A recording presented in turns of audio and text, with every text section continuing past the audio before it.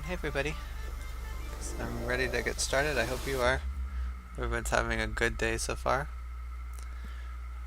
Alright, so let's move over to Unity and take a look. So yesterday I finished loading a Lua script. And we can see down here we get this generating a map Lua, and then it prints out a block position. So if I pull up the actual script, this is what happens. So it creates a block position 1, 2, 3, and then it just prints that block, and that's where we got this message. And then I stopped on trying to decide like what the flow of the map generation would actually be, like where do we deposit the data from the map. So I took some time to figure it out, and this is basically it. So if we're loading from a save file, basically I used to think that the save file would have like all the map data in it, but actually all the map save file needs to have is like the random number generation seed to create the map. So here we'd read the save file to get that information that we need, and then we'd create the map. And then obviously if there's no save file, we would just create a random seed or use information from the lobby or whatever. And then we'd move here. If it's a save file, we'd skip this, but if it's not a save file, we skip this, but if it is a save file, we would also read all the player information from it. And then here we'd set up the battle and log data. And remember, the battle log is basically the initial state of the battle plus all actions that have happened. And basically that is just kind of like our save file template that will actually create the file from every turn. And the actual battle data is the game data in the current the current game data that the game will actually use. So it'll have like the current positions of all players and things like that. So once again, after we set up this, if we're in a save file, we need to simulate actions from the save. And then we can actually go down here where we send our state to the server. And then we'll keep on moving down. Here is basically anti-cheat. We make sure that the states match up from each player. So it sounds more complicated, but most of these steps will be very simple, especially at the point that we're at right now. So I guess let's get started on it. The first thing I'm going to do is this map gen phase we can simplify.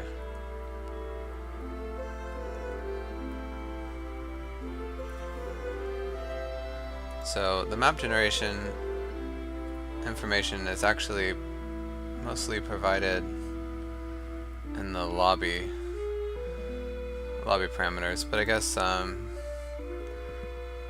in case there's some other information that would need to be saved in the save file, we'll just have a preliminary, I guess we'll just have this read save file phase right here. Then create map. And then we'd have this setup data. Simulate actions. Okay, so this is basically all the same.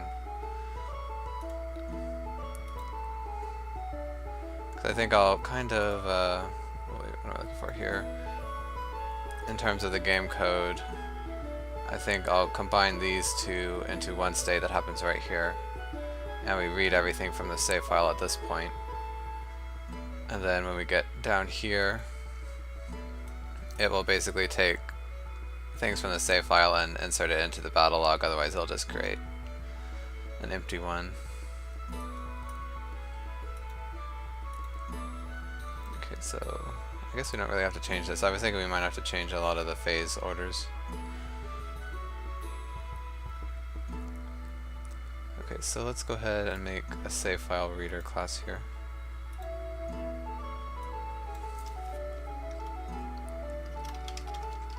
File. It's not really, I guess it will read from it.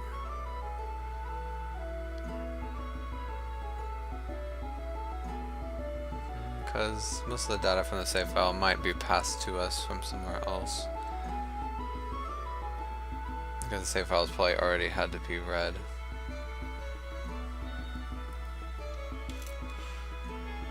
So let's just call this save file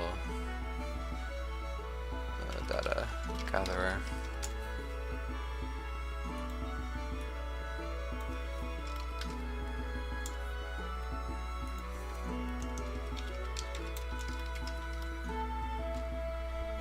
And this will be in the map generation controller.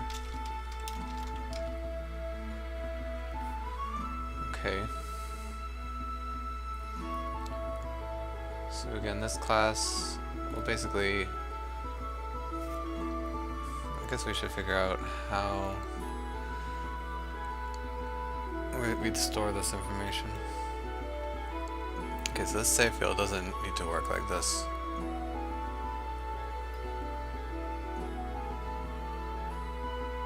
I guess it would have dimensions because, well, no, it wouldn't really have exact dimensions, would it?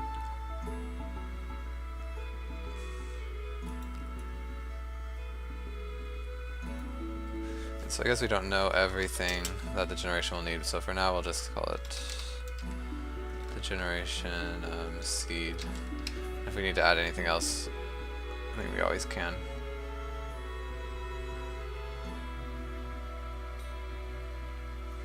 Okay, so save file itself.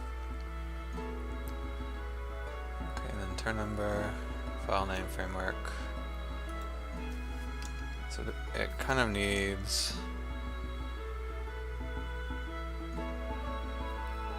really everything that the battle has, as well as everything the lobby parameters has. So we need this type of thing to get the map.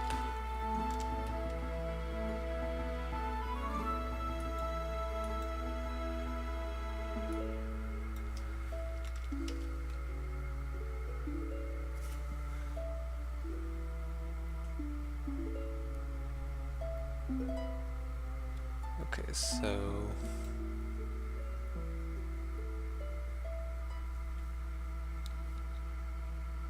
I guess what I can do is we'll just have something will read this save file and just insert it into a global component, and so anything can use it. Okay, so let's find all references and see. Okay, so I have this save file loader. So what actually calls this? Okay, so nothing does yet.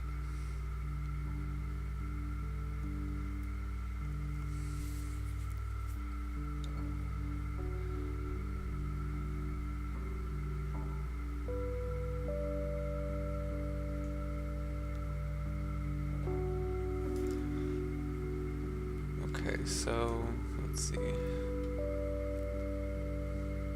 This would actually be read kind of during the lobby, huh?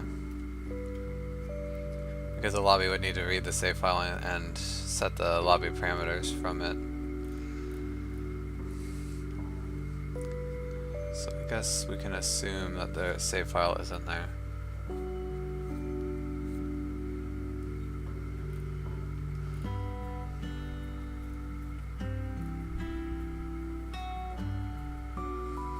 Maybe it'd be safer if we just try to reload the file again and not have to deal with it being stuck in memory. I think that's probably what I'll do. Okay, so down here, I guess we will actually load the save file. Okay, so save file loader. I want to get this class.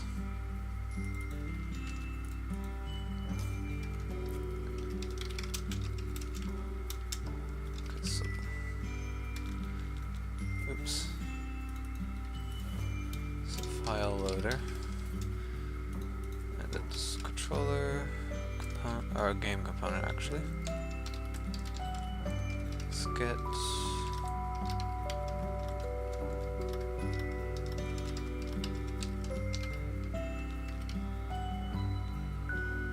Wait, what am I trying to do? Global components. Okay. I already have this save file translator.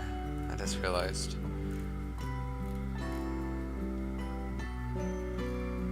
Okay, so it actually, unfortunately,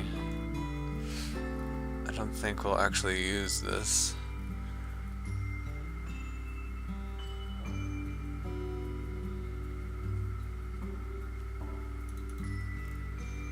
Maybe we will.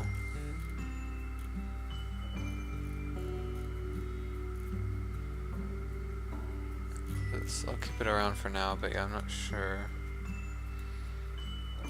This field definitely is not.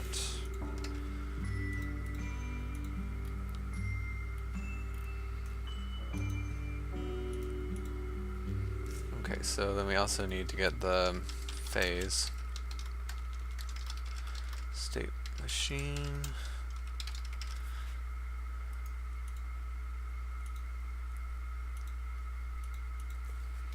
Okay, not ticking. Let's go ahead and set this up. Oh, I did the wrong thing. So private.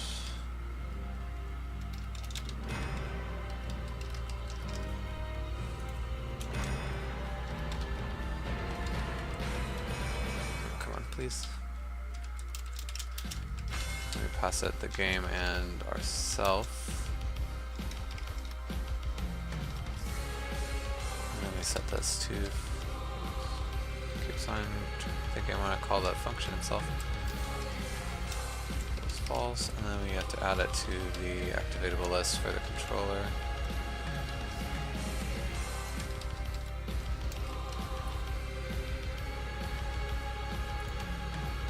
That way we can receive this tick message when we want.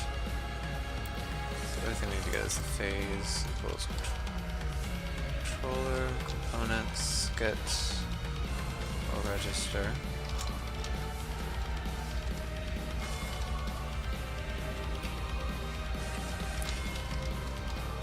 Phase machine create.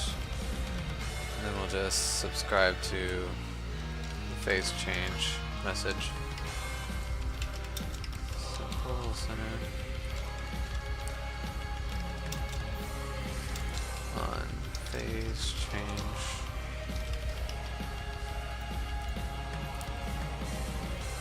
Alright, and then if phase state equals int.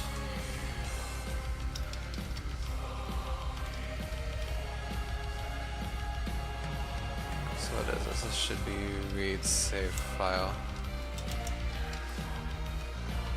And then we would set the tick helper to force inactive. Okay, I did this backwards. And then I need to make sure to also turn this off when we're done.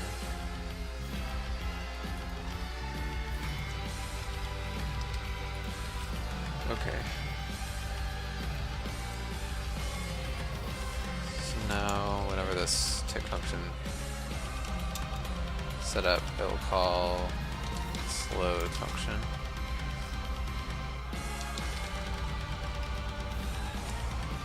Okay, and here, again, I'm not going to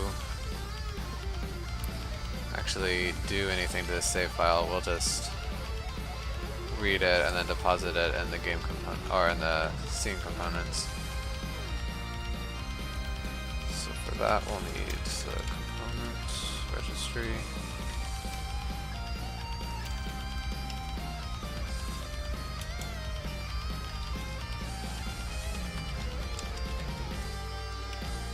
Okay. And so save file.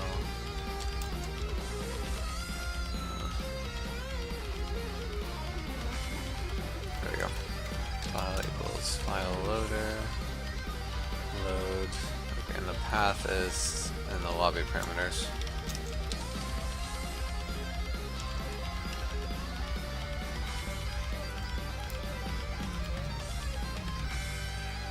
Of course I actually need to save this variable that I'm getting. This controller, game, components, get. Guess I can just copy this.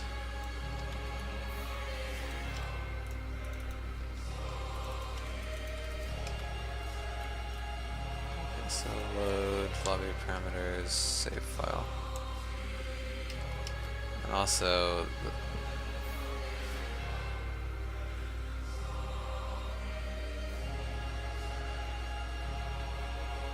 okay, so what we need to do is the flow controller should just not even move into this if there's no save file.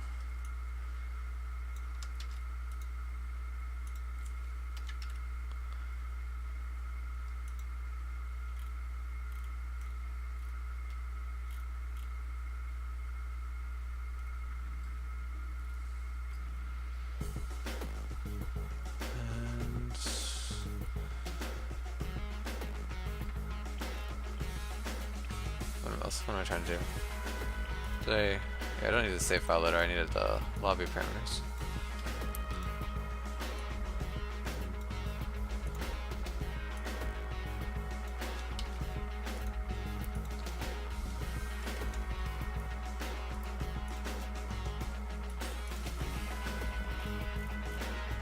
Okay, so right here, oh no, this is fine.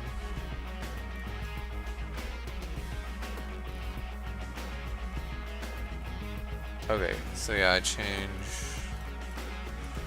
So if string is null or empty for the lobby parameter save file, then we just move right to create map. Otherwise, we move to map gen phase read save file. Okay, and I already know that we'll need save file read complete.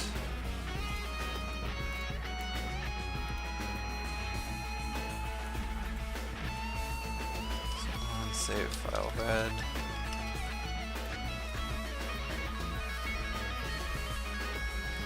I'll move this down here.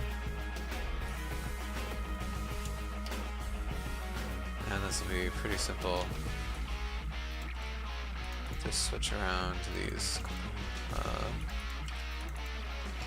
phase names. Now that's done. Okay, so I guess if there's an exception, it returns null. So that's how I'll deal with this. So if file is null, then we'll want to throw new map generation exception, save file not found. And this would only happen if the player, like, for some reason deleted their save file in between accepting the lobby. So it could be kind of their fault, but so if it's not null, then we need to insert it into the components. Register map gen components, save file.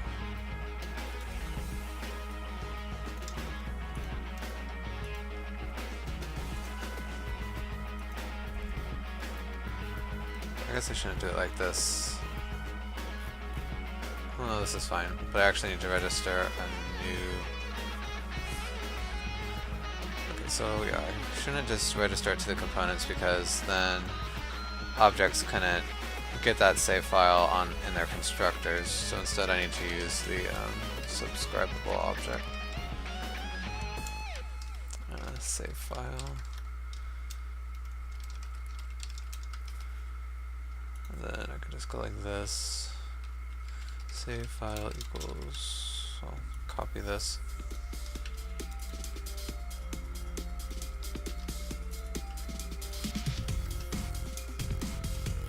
And then I can say, I don't even have to test if it's null now. So save file dot value equals file. And then I have to do a try catch right here. And maybe in this code we could also verify that some of the file's entries are not corrupt. No, not else. Try catch map gen exception.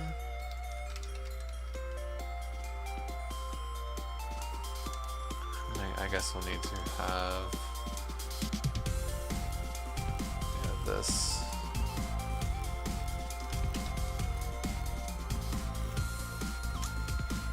Okay, so error equals and private message map gen exception.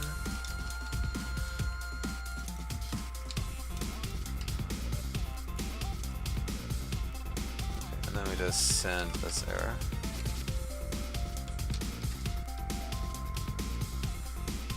And here, so we also need to get this message.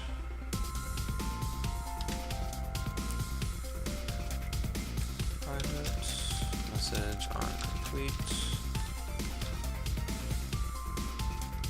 And on complete equals that.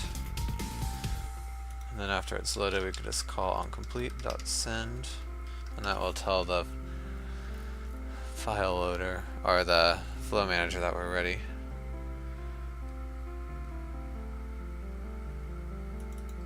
Okay, so new save file data gather. I guess it pretty much is just a reader now, but okay, so I'm gonna play through the, oh I left it running this whole time. I'm gonna play through the game and make sure everything still works. Oop. Okay, yeah, this doesn't matter because this testing battle generator is gonna be deleted soon.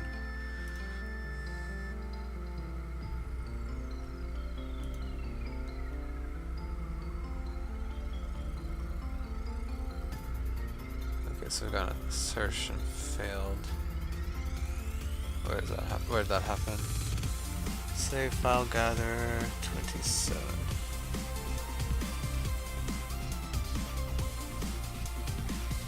Oh. Forgot to change the component. Usually that error happens when there's a type mismatch between what's registered and what you put right there.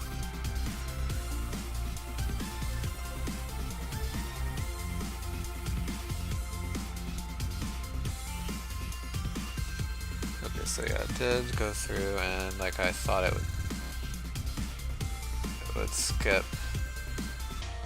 Yeah, it skipped the save file because nothing is in lobby parameters right now. If I put something test save, I think it would tell me that that doesn't exist. Oh, did it go through? Okay, so it still just went straight to test or create map even though I put this, oh, I put the test save in the wrong spot. This is for the standalone, so I need to put in the editor profile.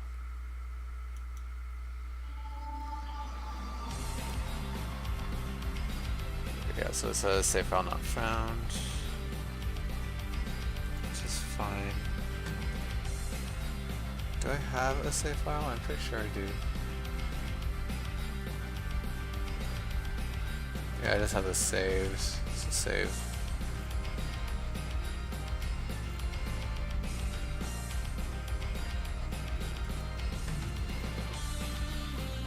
Oh, it's a little different now because this map is not saved anymore.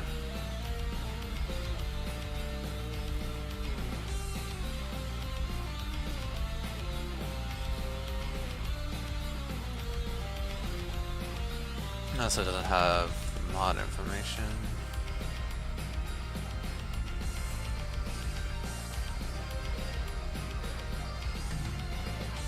again, all that should be set in the lobby because it would insert all that stuff into this lobby parameters.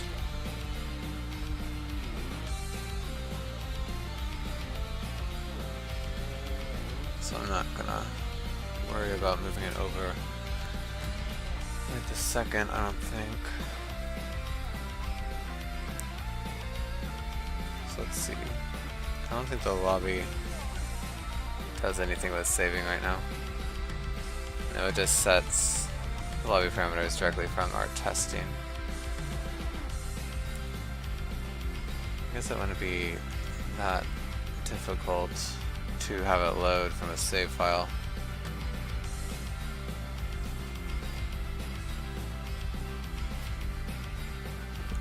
Okay, so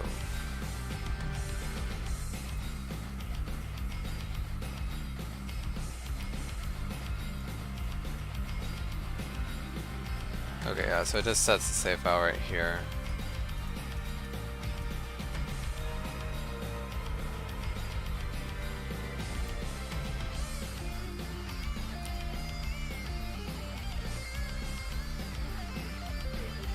Really, this message should probably contain like a boolean that says that the host set a save file.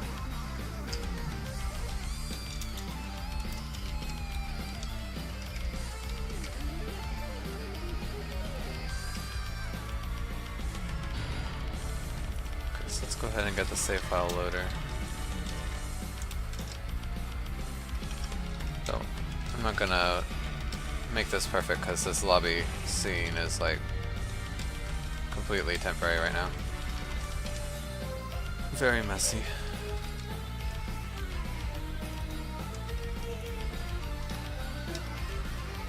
Why did I put those spaces there? It's gonna bother me. I'll have to go back and fix it in just a sec. Okay, it did fix it itself.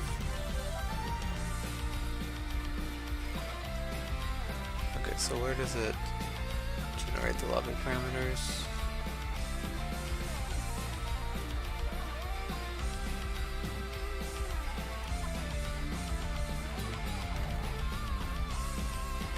There's like a copy. Okay, so it is this copy to.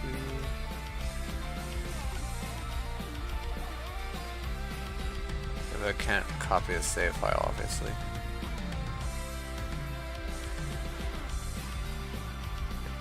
So I'll take this function out eventually, but it's fine for now.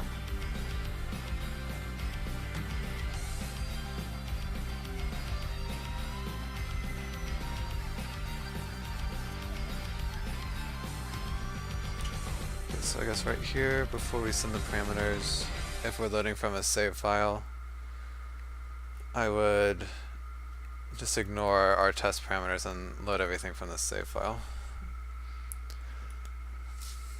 So let's see here.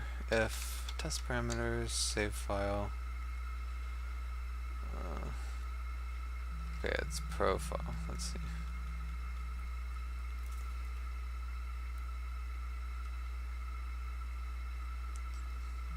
Oh, where's the save file?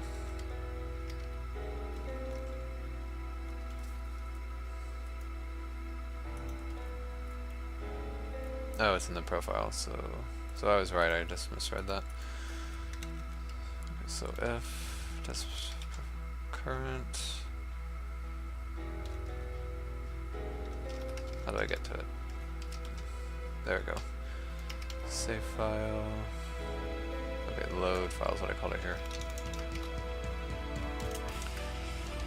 So on string is null or empty. Then I'd set everything from the test parameters. Otherwise we need to load the save file. And message dot save file set is false. Save file equals. I have the file loader. Load test params current.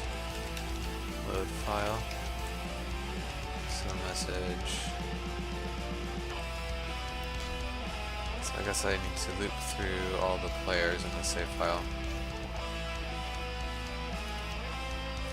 I guess I can go this way. So message, slots.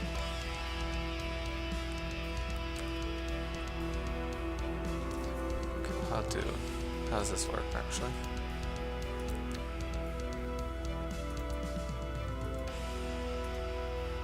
Yeah, because there can be an AI. Well, an AI is just an empty slot. Or a closed slot, so that's fine.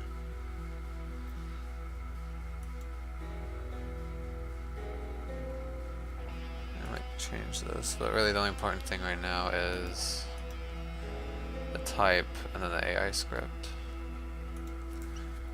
Slots equals new, file, players, length.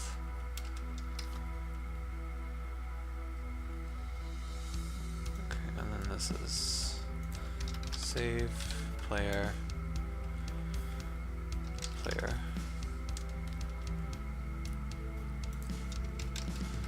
So we just get the player at this position and the type. So it can either be, what is it, AI, none, or player.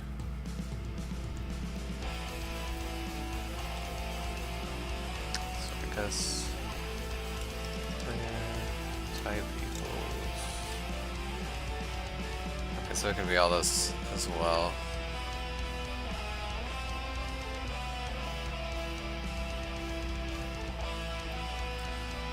So I need to, in that case, I can't just do something simple right here. So lobby params, message, slot, what is it, slot type.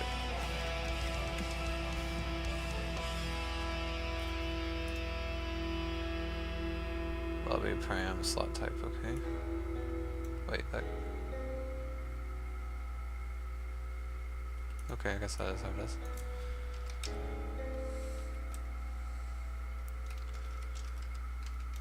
And switch. Player type. Oh, why did I do that?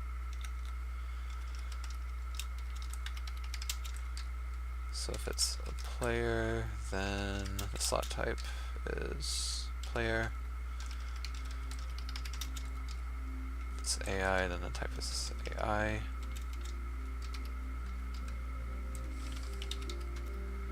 Default, I'll set it to none.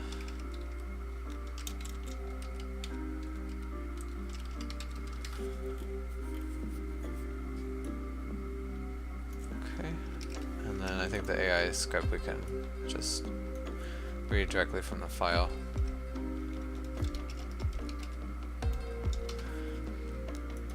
Alright, so now the rest of this stuff is pretty simple.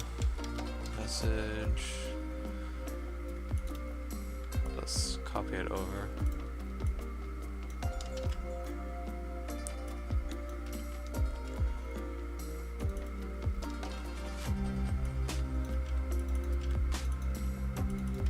Of course, they don't have the same name. Framework mod.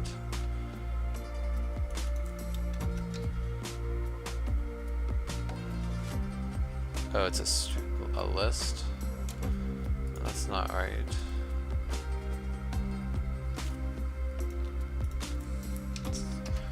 Should all be arrays in the save file.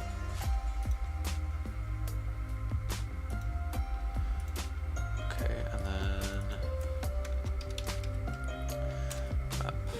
Oh wait, no, it's the map containing mod, and then map blueprint name.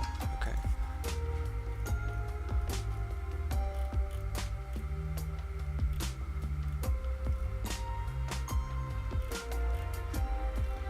So that's good.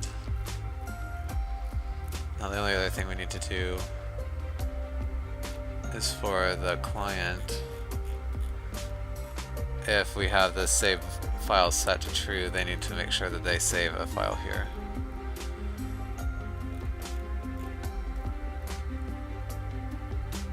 Which I guess we could do right here. So if message dot save file set, let's do this easily. Debug assert string is null or empty. Test. Lobby param save file is false.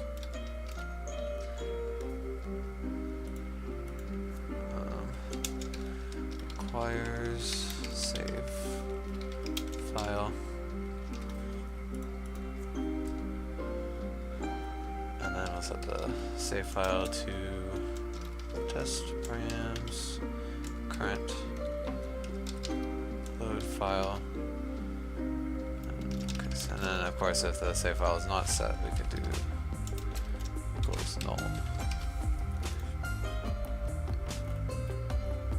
So we don't need this part.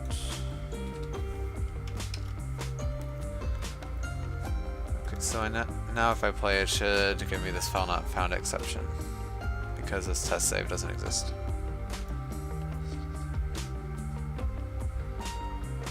Okay, yeah, and it does. I don't care so much that I keep looping because, like I said, that lobby is super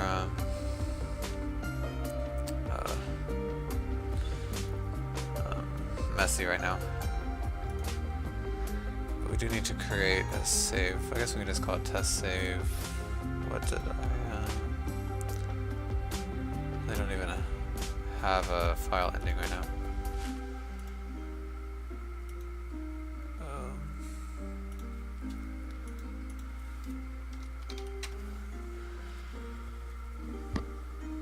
Okay, so let's just create our own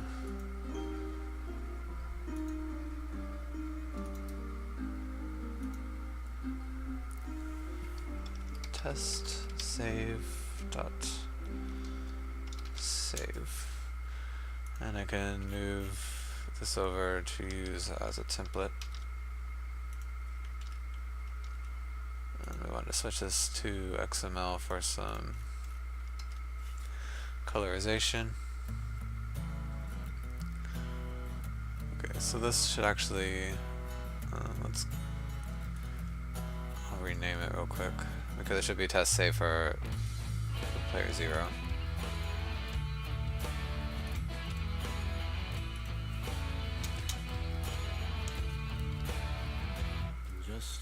And then I'll go ahead and add this.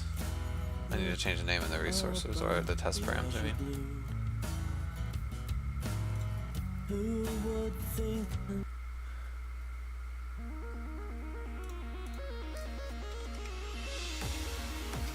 Right, there we go.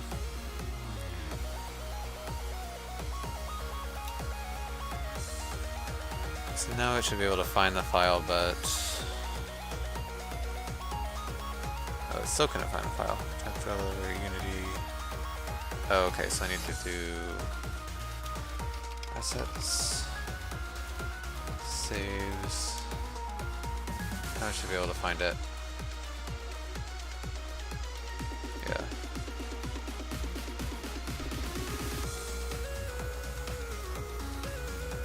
Of course, when the copy mod names is null, or the content mod names is null, because we sent, or there's no entry in the save file for it. I'm surprised it didn't even. I'm surprised it didn't say something like corrupted XML file. I wasn't expecting it to be able to serialize it. So we'll just have the gen seed 0 for now.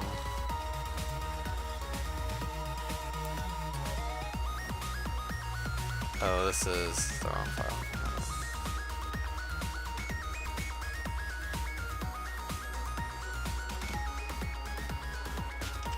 Just copy that so I don't have to type it again.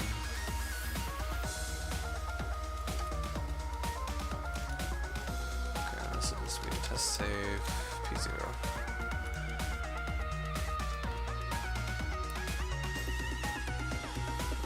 Number 0.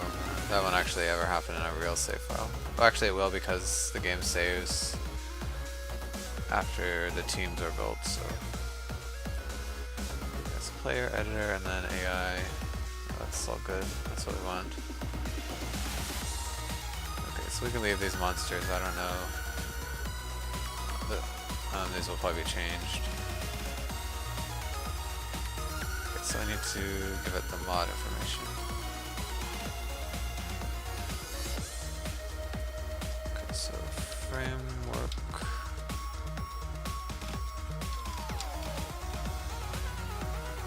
Let's see.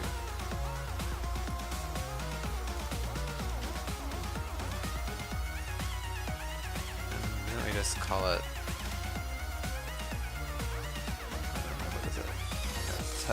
Testing and then test content.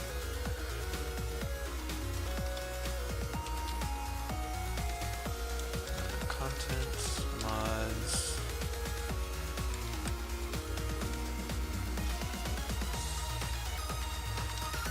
And then how you enter in something in a string array is you have to do this, and then we'd have test content. Is that correct?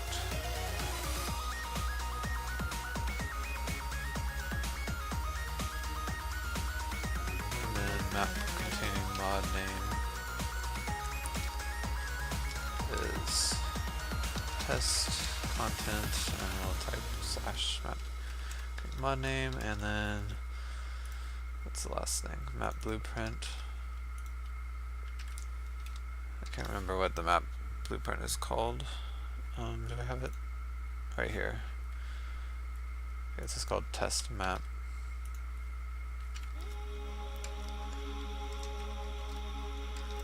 Okay, so that should be everything we need. Okay, so now if I play through, basically it should be exactly how it worked before, except all this information was loaded from a save file. And it does, we got all the way through. It's good to see. So now if I just delete this because we're loading from a save file, just to make sure it's working right. Okay, good, and it's fine. Okay.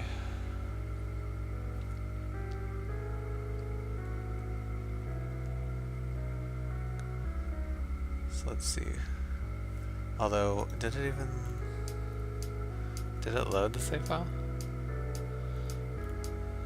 Organize, loading phase complete. Okay, so it did do the save file, and then we have to create a map the next frame. Okay.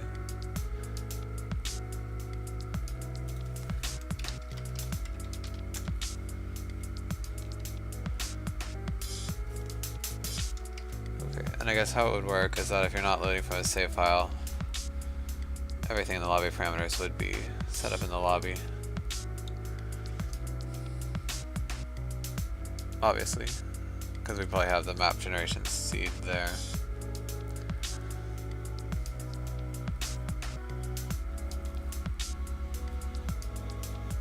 I'm not going to worry about that just yet.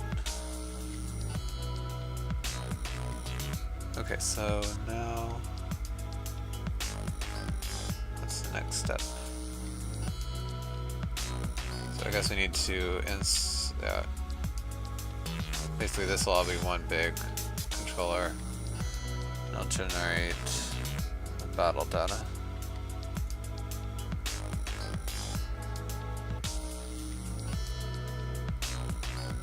Okay, so battle data generator. I'm trying to decide if I like that name. It doesn't really generate anything, it just kind of copies.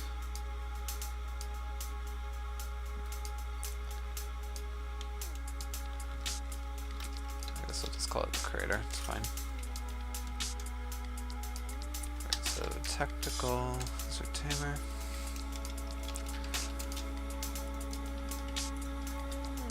And we'll get the map gen controller right here.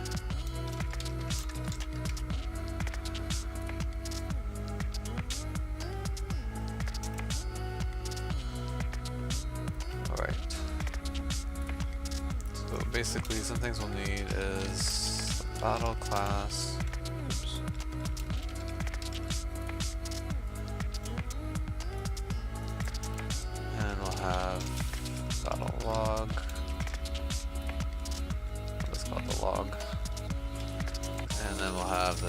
describable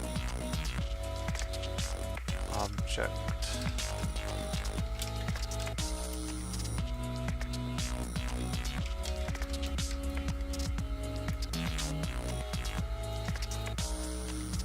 Right, not sure what else we'll need, so I guess I'll just start with this. I want to copy this.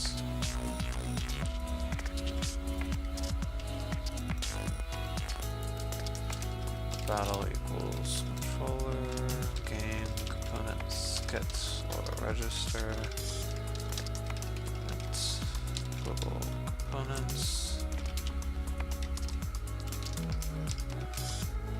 create, and then the log is the same thing, except obviously with the battle log object.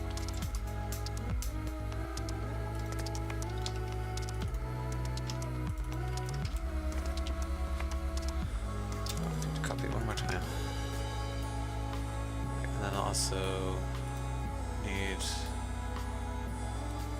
this stuff,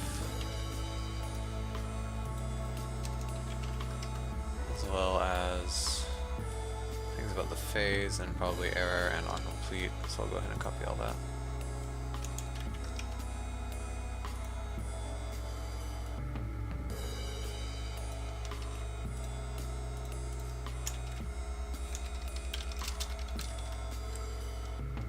Phase and private ticking janitor tick helper, and then I need to implement iTicking, so I'll stop complaining about that.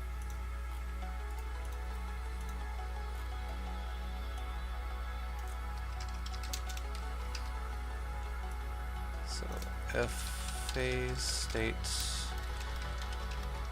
map gen phase. What is this one? Setup state, I think is what I called it.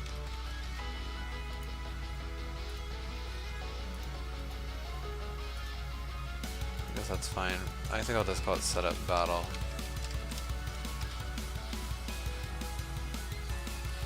And actually, it could be something like tick helper dot force inactive equals state is not equal setup battle.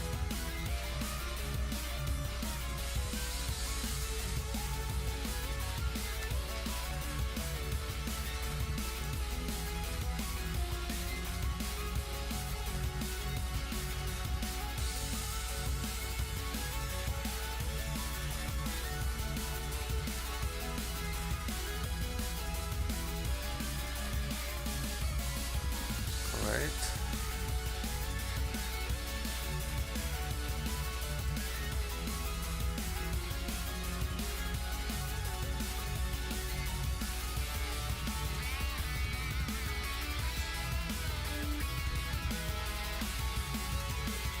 So I guess I can copy and paste this also from here.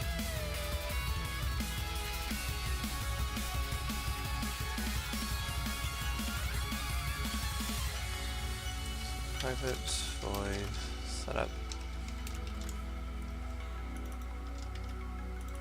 Let's do all the work.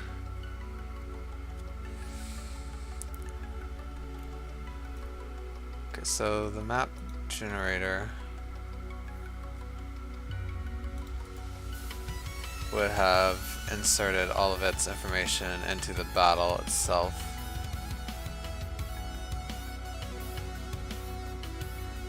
Because basically, well, there might be a couple things in the save file for the field that we need to insert into the current field, but not much. The main thing is we need to translate the save player to actual players. So let's look here.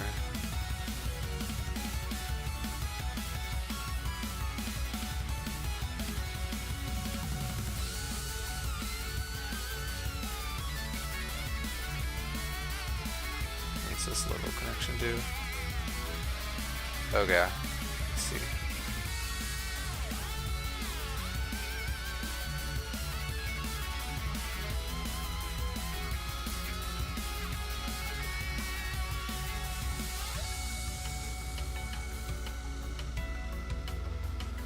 wonder, it might be nice to keep this data or this code separate because it's going to, I don't know if it really matters. Let's see what the code would actually be if there's no save file. So if the file sub, I want to do that, sub dot value equals null, then that means no save file. And in this case, the log dot start fields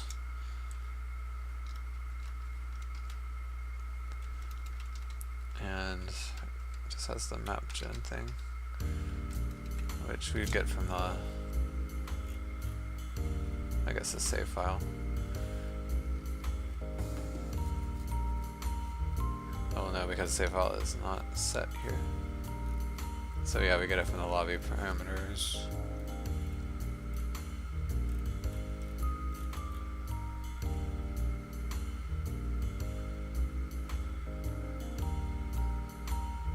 So I guess let's just say that everything relating to the field has been created already in the map generation phase.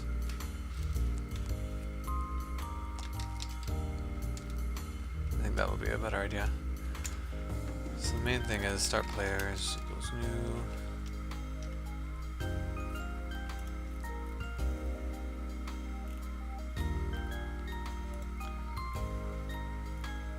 Okay, so it gets these players, but we already have this from the lobby parameters, I think. So this would actually be the same.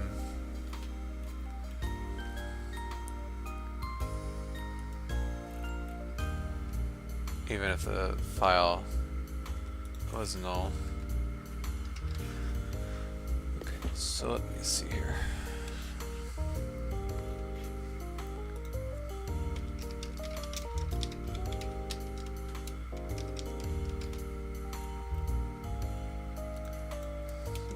Lobby parameters, game components,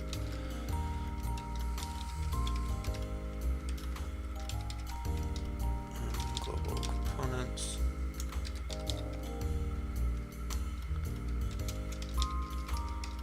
Well, I guess we don't really want to do it like that, but it doesn't make any difference. Okay, so where is stuff generated normally?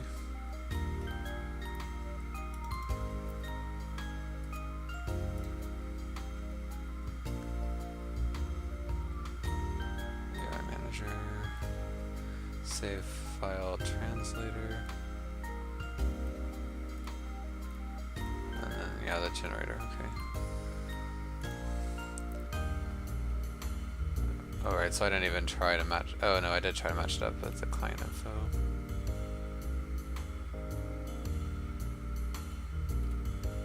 Yeah, so this tries to match it with like the current information on the client, but we'd actually. Yeah, this is what we'd actually want to do. Match it with the lobby parameters.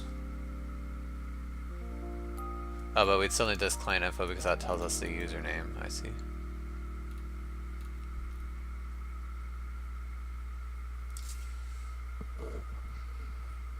But don't we? Yeah, we need to pass the username here actually. Because if we're loading from a file, this username would be set, and we would want other players to be able to join as their type again.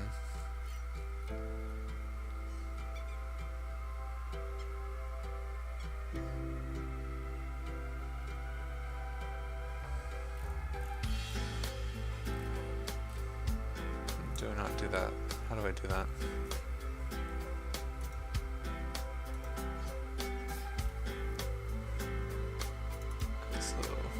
Parameter manager, this is on the server, so it holds this match slot.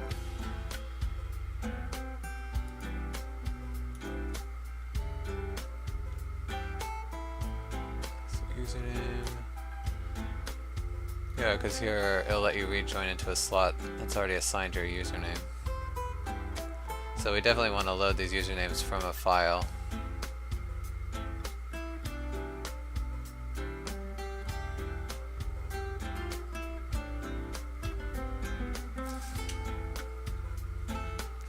Okay. I can think of some problems in the lobby code.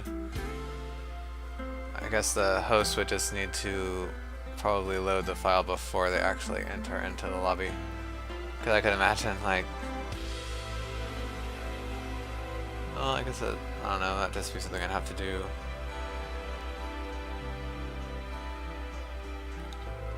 Because, like, say if some people have already joined, then you load up a save file.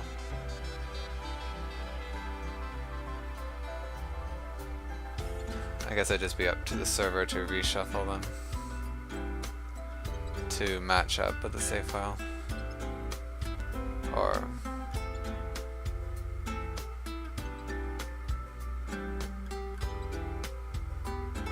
the host would reshuffle the slots from the file to the server so it matches with what it already has. I don't know, but that's a problem for another day, just thinking ahead. But I think for sure we want to send the username here.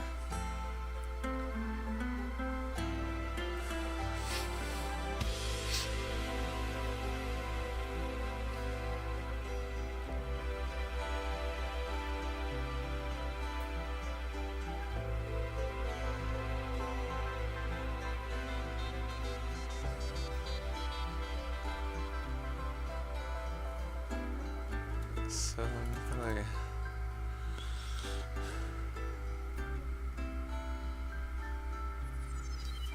So we either want a specific username or just anybody.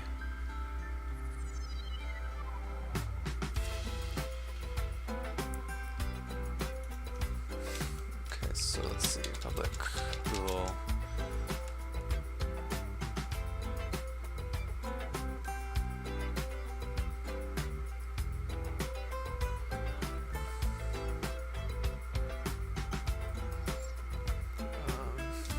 Say enforce username, and then we'd have public string username.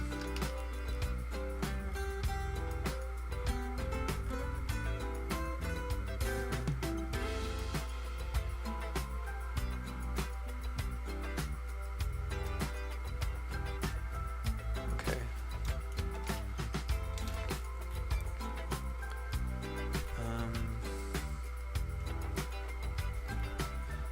Logicram's message, we need to add that here.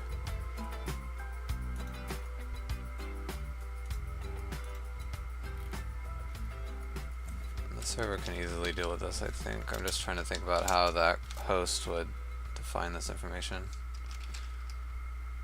Force username and public string username.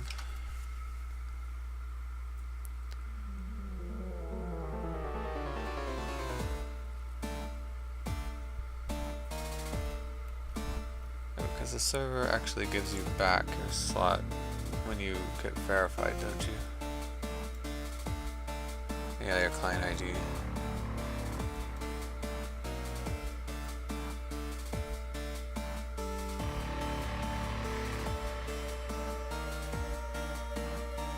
Okay, so let's see.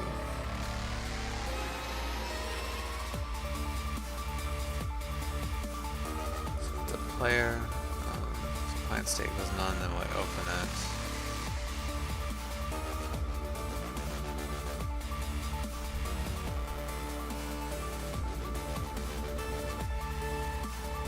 Okay, so there's a couple things we can do here. So switch, client, state equals none. Oh, that's none. So if it's none, it just stays like this.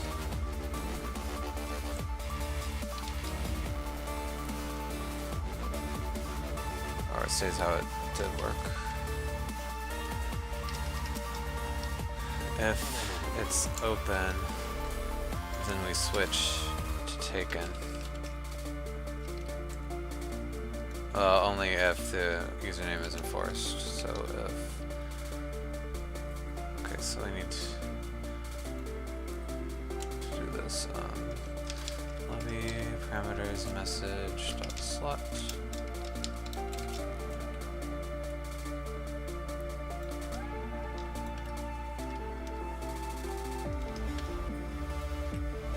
Always make it a rule if you ever have to refer to an array object more than once, you should put it into another variable. So I have a tendency not to do that. So if enforced username, then we need to change the client state to taken,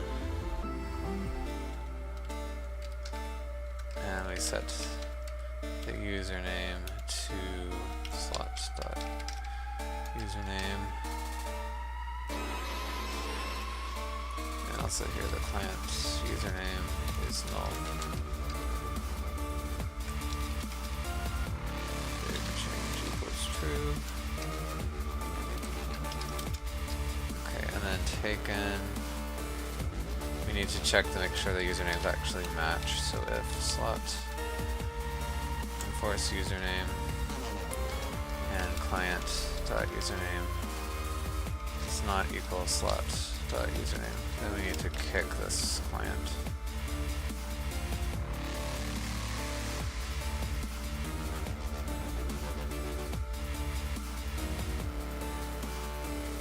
So yeah, I just called force disconnect.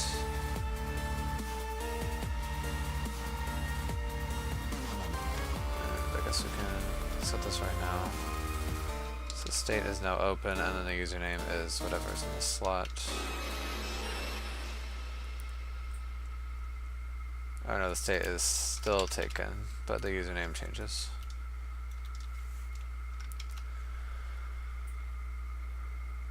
Okay, and then of course if enforce username is set to false and it's open or taken, we just don't care about it because there's a player already there.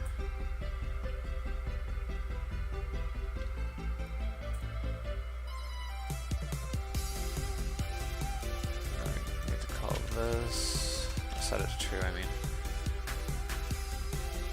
Okay, so this else is if slot is an AI.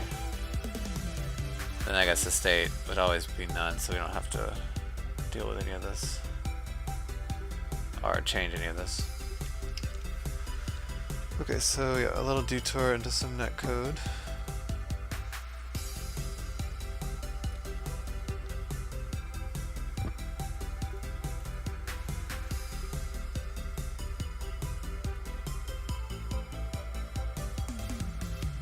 Okay, so lemon parameter slot. And enforce username equals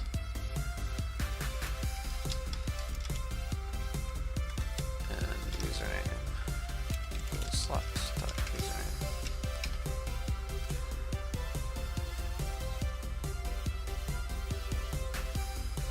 Okay, so the reason that's important is because during this loading phase, we assume that doesn't change. So the only way it could change is the host is allowed to kick players if they're inactive during the game, in which case they just turn into an AI. And the server would give us a message, so at that point we just need to be sure to update our lobby parameters. But so yeah, we'll worry about that when the time comes. I guess I should write a note. That seems like something I'd forget. So if player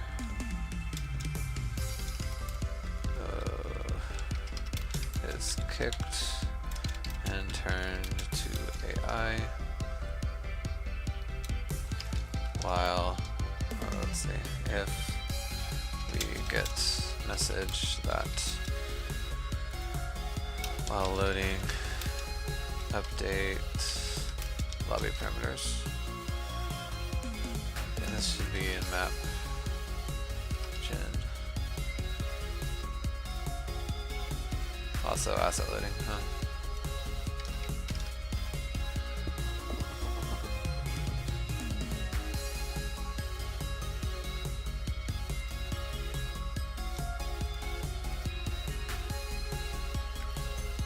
Okay, so yeah, I think that's all fine. So back to the generator. So I'll copy this because it kind of works how we'll do it.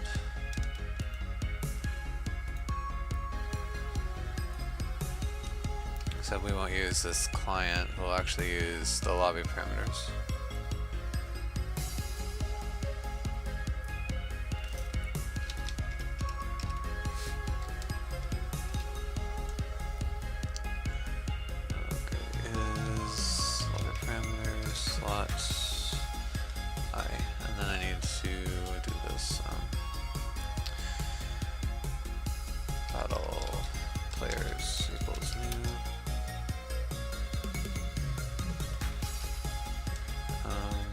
Kind of out of order. Not out of order, but this should use the slots and not the players. Links. Why is it not showing up? Oh, it's an array too. Okay, well that's fine. We don't need to create a new one here. We just clear this.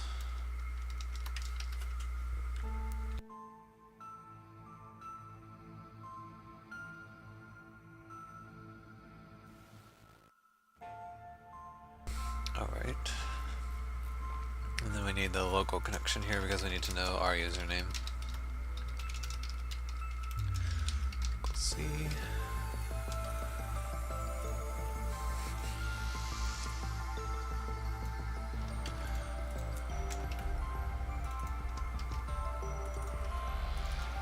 And just this. So let's actually extract this out. So I guess this will just be set up players. Let's change this to slot.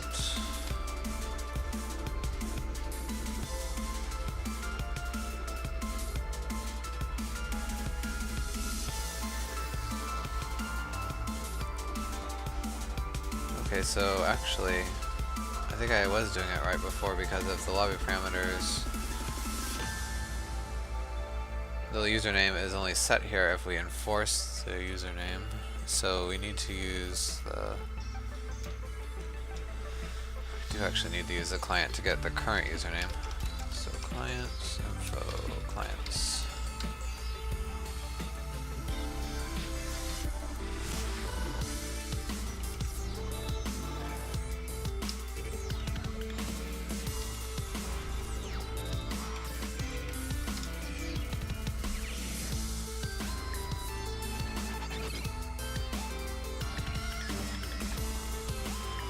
Guess we'll still have, we'll keep this here, because if we see the slot is enforced and the usernames don't match up, then that's, we'll throw an error. Equals client info.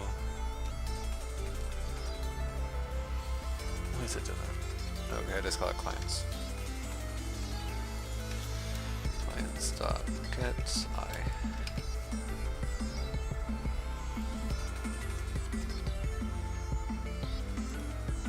First, yeah, we'll check if slot dot.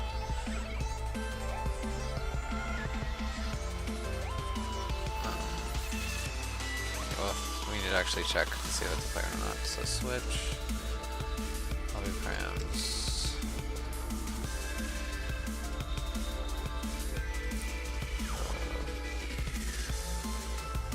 Yeah, slot type. That's what I was looking for. So if it's a player. I'll even create another function, but I'll write it here so I can easily extract it. So if slot dot enforce username and slot.username does not equal client.username. Then we need to throw new map gen exception username for slot 0 does not match.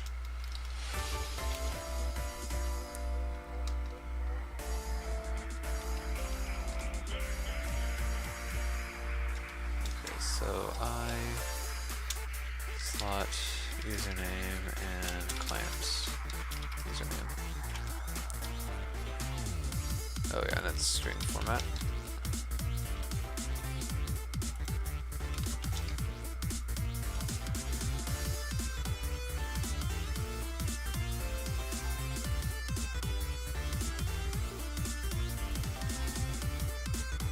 Okay. So now if client username is local connection, that means the P player type is local.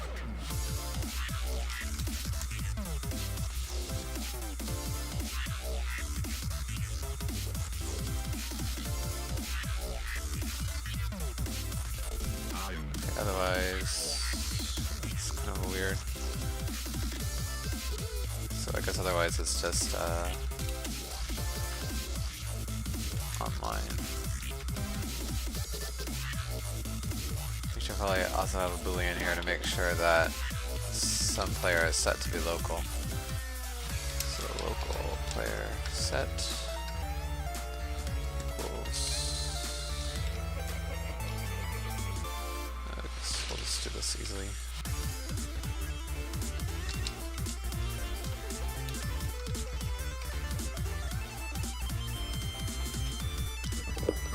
I guess technically some local player could not be set, but it would only be if you're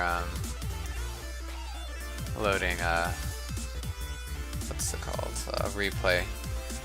But we're not going to support that right now. And then for AI, let's see, it basically just sets this. So if you're the host, you run all AI. Okay, so that's pretty easy. Okay, so we need to get this from the lobby parameters slot.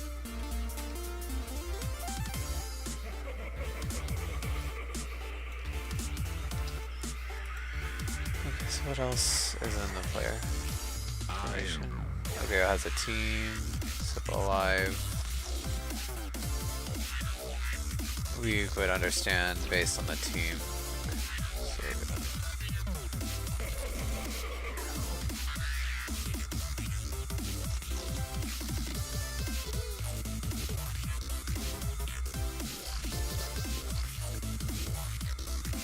Then set this one last little test. So if local player set equals null, then we throw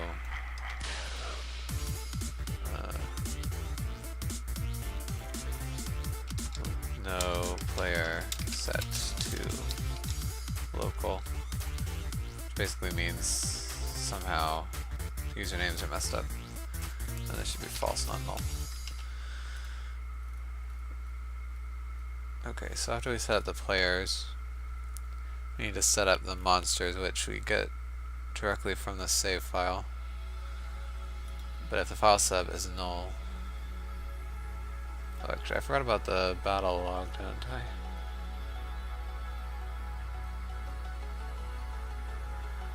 Okay, so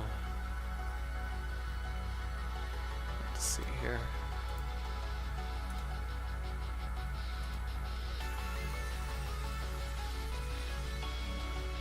Easiest way would be to just copy the information set up that we just set up here. So log players equals new, and it's battle players count, and for int I equals 0, then log start players length player p equals battle players I, and then log start players I new, and then we just copy everything.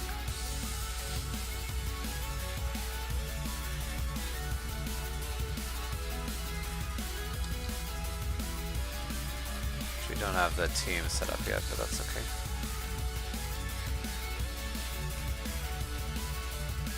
So how it actually works here is player type. So player type is... okay, so we can't do this simply either. So save player type.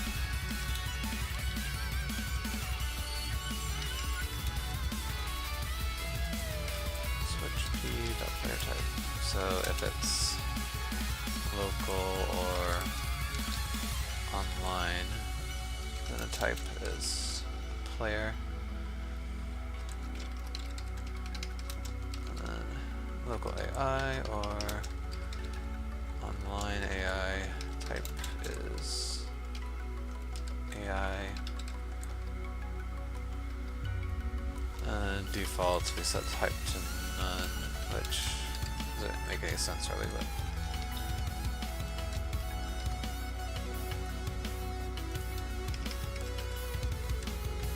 and what else do we have? The username p dot. We don't actually store that here, so I guess we just get it from the client.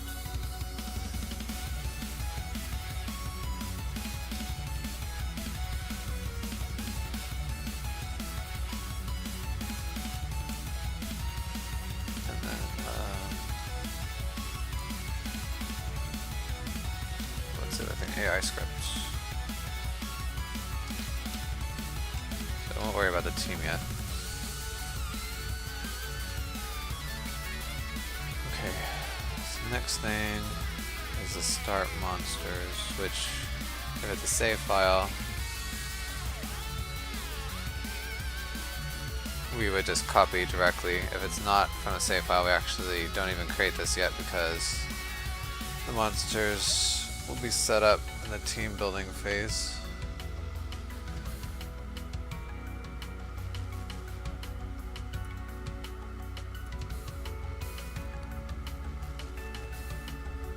So that makes that simple. So let's do it this way. If value does not equal null, then log dot start monsters equals file sub value monsters. And then we also need to translate into the battle, so I guess let's do it like this. If it does equal null, all we do is we'll set log start monsters equals null and battle monsters clear.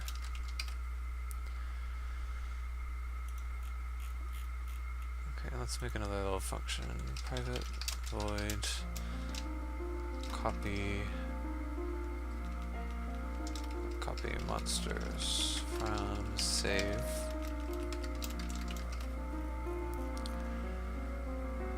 We can get a lot of that from this, I think.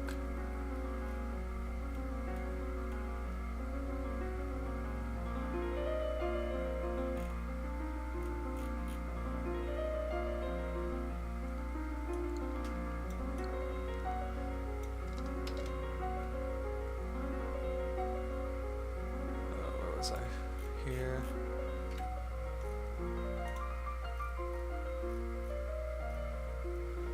And then for each M and file monsters.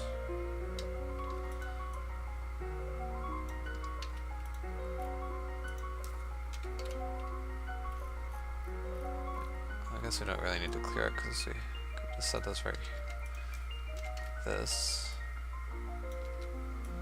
So change this back again. Okay, and so copy monsters from save. We don't need to return that.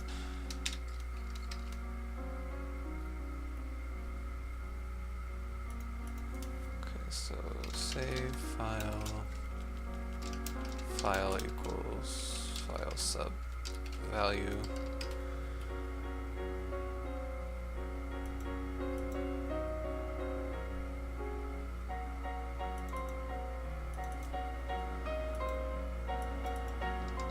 That's how we do it. And then battle monsters.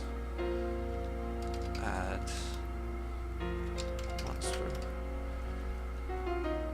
And then the log is simply start monster equals file.monsters.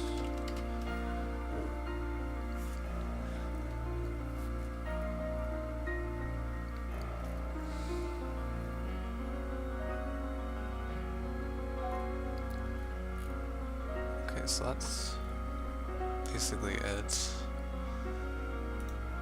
So it does monster. Oh, we need to do this, of course.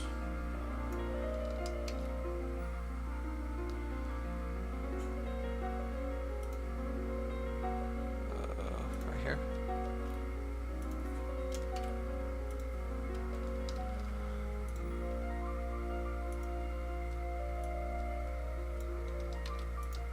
Okay, so save file.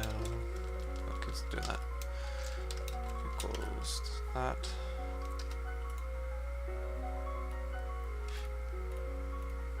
Alright, and the reason it adds one to the battle is because this file turn number is the turn that just ended when we save this file.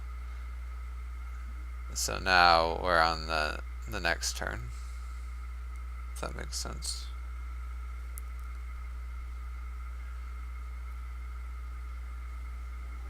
Okay, so we need to set this file name somehow. How would I do that?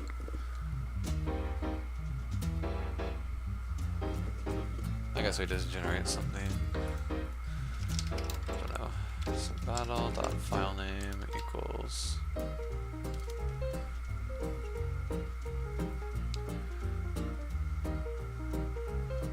LP framework.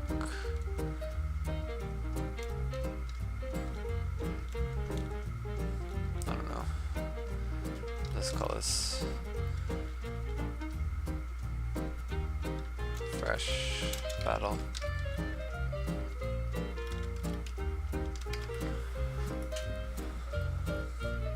I'll have to think of something else later. Let's actually add something new. Set save file name from lobby parameters, probably.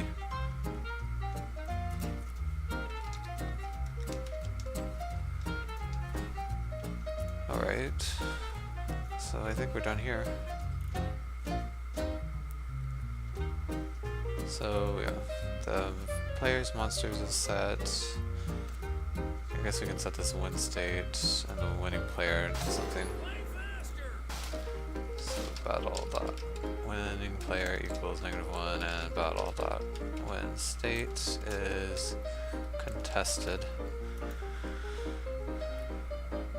And let's see, is there anything else in the battle log I need to add?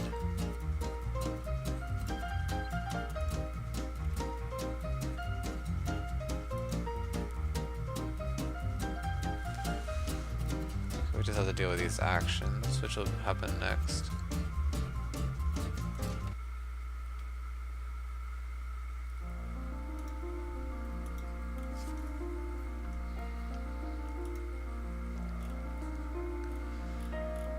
Okay, so I think I can delete this file now because I don't need it anymore.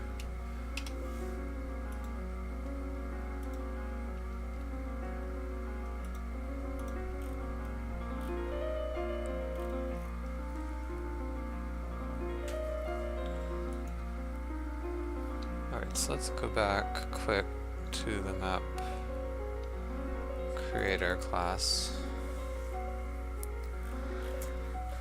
So we started working on like the Lua interface object for it, but right now it doesn't actually create anything.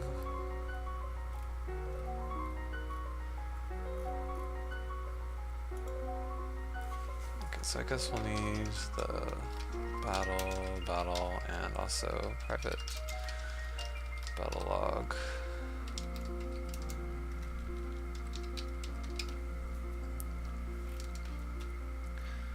And probably the lobby parameters as well. So I'll copy all that stuff. Oh yeah, and I'll probably need the save file too.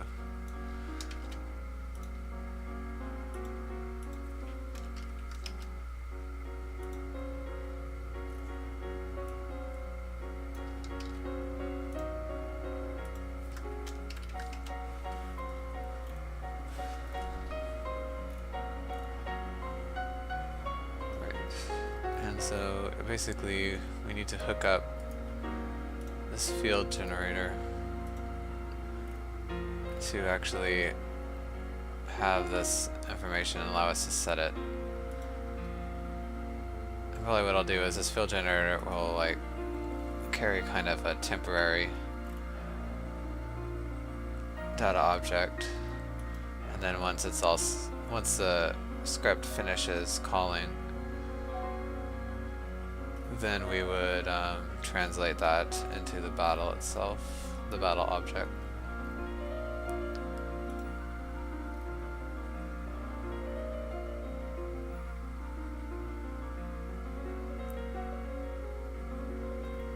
Okay, so let's see.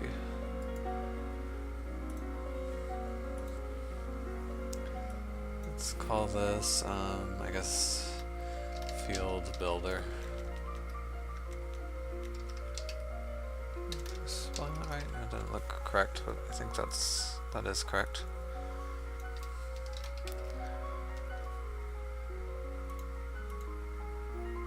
Okay, so it'd have something. Let's see.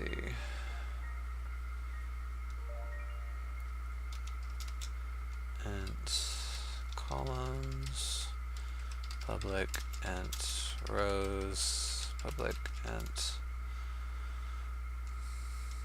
layers.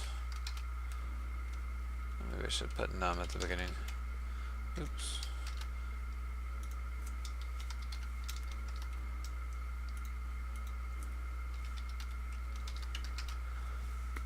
This doesn't really matter how this is stored exactly, but basically then,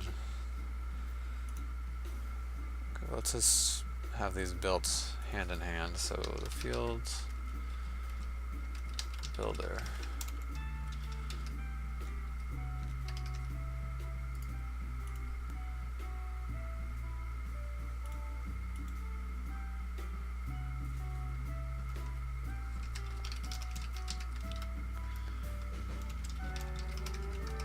Okay, so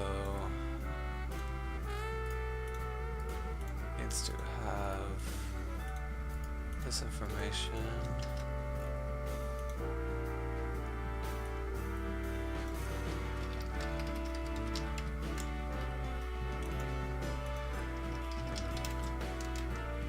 Alright, and then this builder equals builder. Why is this giving me an error? Less accessible. Okay. I guess that's fine. Doesn't make much difference. Oh yeah, and then I need to hide the empty constructor, which will never be called, but so throw system not implemented exception. And that's just so that Moonsharp scripts can't do that. Okay, now why is this cannot be used? Oh, I need to say new. There we go.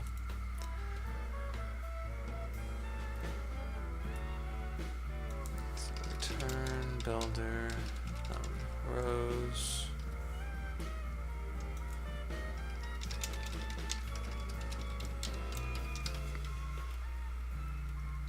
So I just want to kind of get an idea of how this will work. Don't have to make it fully featured yet because we need to be able to load all the way through the map generation scene into the game to actually see the map created, but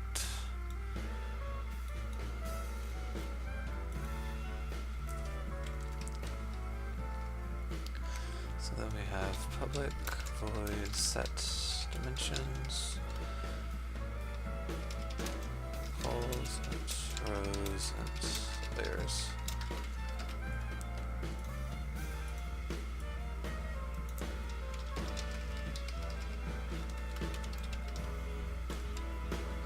What's it doing? Columns.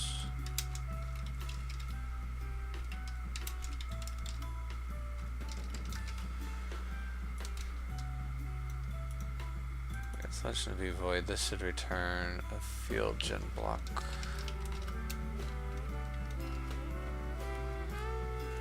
So I think how I'll do this is I'll have a dictionary of blocks. Dictionary field gen block. And I'll go the other way. It'd be like, so we need another class for a field builder block.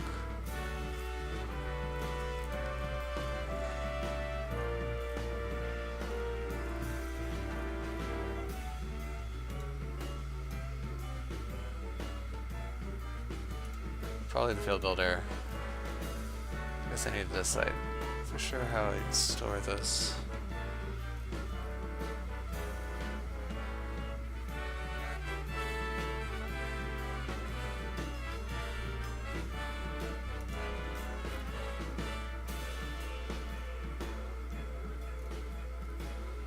And also you can reposition a block, so if you do that, this dictionary would change. Okay, so for the field generator, we really need to have like a block ID or something.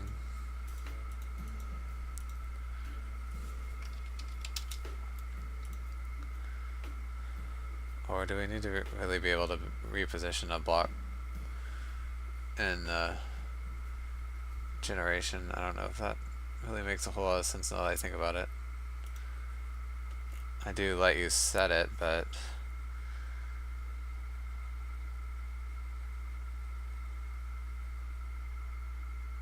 why should you be able to? I mean, in generation, you can just, you don't really need to change the position of a block. You can just get the block at that new position and change it to whatever you want.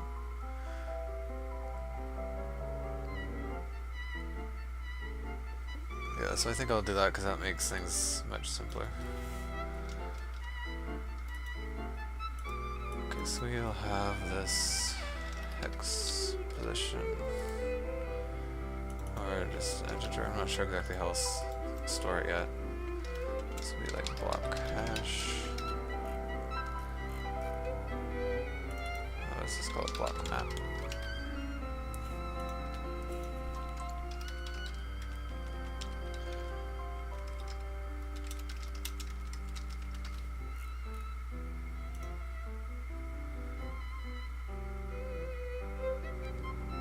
So basically so we have to change this block position into an integer, and then we return the field gen block. So I guess we'll get to that tomorrow because I'm out of time. Alright, well, I feel like we did pretty well today. I wasn't expecting to have to dive into that netcode, but that's accessible.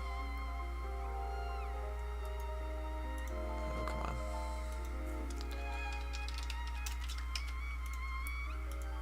Alright. But I'm glad we did, because that did iron out some important things. And now we know the flow and just gotta write everything. Alright. Well, thanks everybody for watching and coming by tonight. I'll be back tomorrow around 8 Eastern, and we'll continue where we left off. If you missed some of the stream, I will upload it on my YouTube channel, which you can see down in my channel description below. And of course, feel free to follow me to be notified when I go live tomorrow. And I hope to see you there. Alright, thanks again. Bye-bye.